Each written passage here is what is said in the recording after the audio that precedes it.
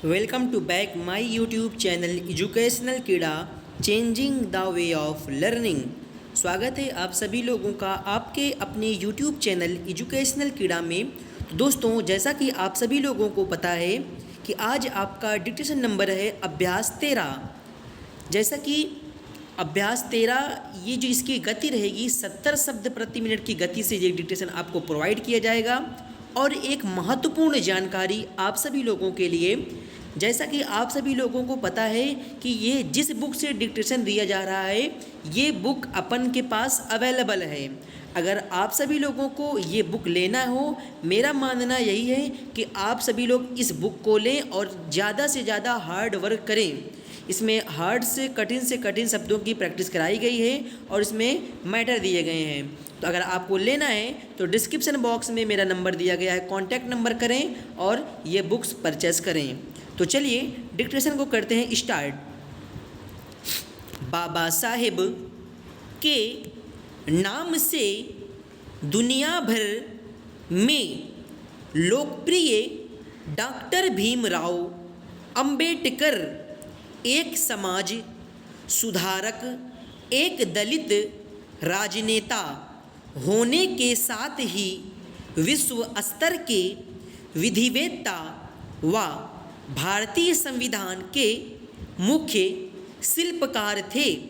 Doctor Ambedkar का 63वां महापरिनिर्वाण दिवस है। भीमराव अंबेडकर का जन्म 14 अप्रैल 1891 को मध्य प्रदेश के महू में एक गरीब अस्पृश्य परिवार में हुआ था। भीमराव अंबेडकर रामजी, मालोजी, सकपाल और भीमाबाई की 14वीं संतान थे। उनका परिवार मराठी था जो महाराष्ट्र के रत्नागिरी जिले में स्थित अंबावडे नगर से संबंधित था। उनके बचपन का नाम रामजी सकपाल था। वे हिंदू महार जाति के थे जो अछूत कहे जाते थे।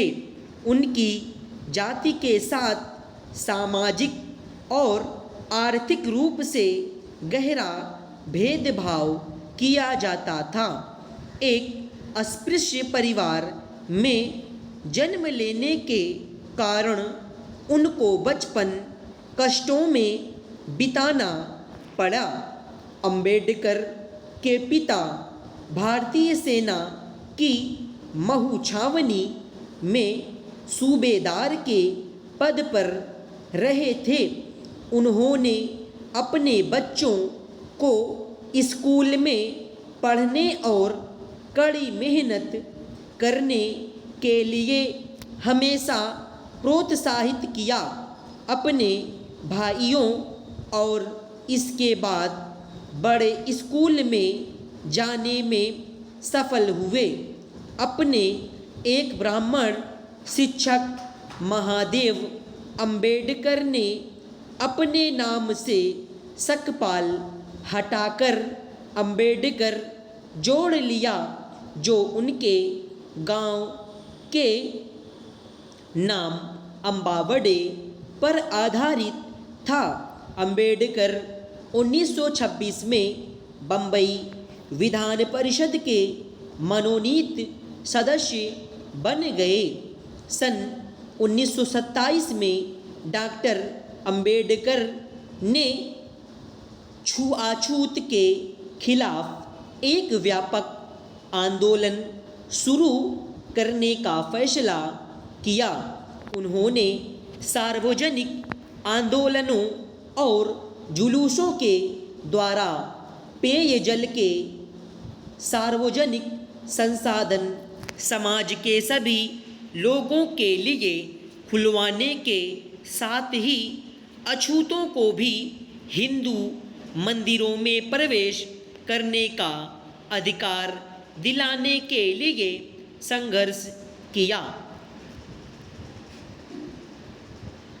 डॉक्टर अंबेडकर की बढ़ती लोकप्रियता और जन समर्थन के चलते उनको 1931 में लंदन में आयोजित दूसरे गोलमेज सम्मेलन में भाग लेने के लिए आमंत्रित किया गया।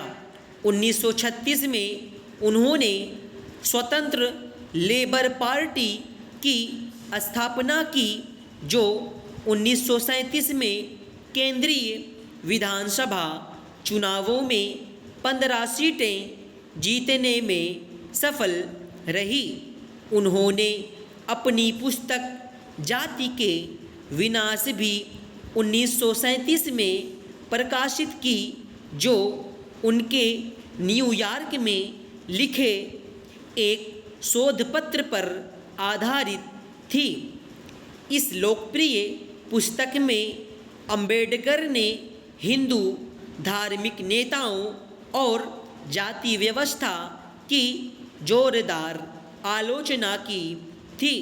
उन्होंने अस्पृश्य समुदाय के लोगों को गांधी जी द्वारा रचित शब्द हरिजन पुकारने के कांग्रेस के फैसले की भी कड़ी निंदा की थी। जब 15 अगस्त 1947 में भारत की स्वतंत्रता के बाद कांग्रेस के नेतृत्व वाली नई सरकार बनी, तो उसमें अंबेडकर को देश का पहला कानून मंत्री नियुक्त किया गया। स्टॉप। तो दोस्तों देखिए, मेरी बात को समझने का पूर्ण प्रयास करिएगा, क्योंकि मैं अभी इस बुक का डिक्टेशन आपको 70 शब्द प्रति मिनट की गति से प्रोवाइड करने की कोशिश कर रहा हूँ। यह इसलिए कि क्योंकि इसमें थोड़ा कठिन शब्दों की प्रैक्टिस दी हुई है, तो मैं शुरू में आपका 70 की स्पीड देकर आपका बेस बना रहा हूँ। चूँकि आप एक बार इसको 70 की स्पीड से लिख लेंगे तो आने वाले टाइम में आपकी प्रैक्टिस रहेगी, तो आप 100 की स्पीड भी लिख सकते हैं। राइट।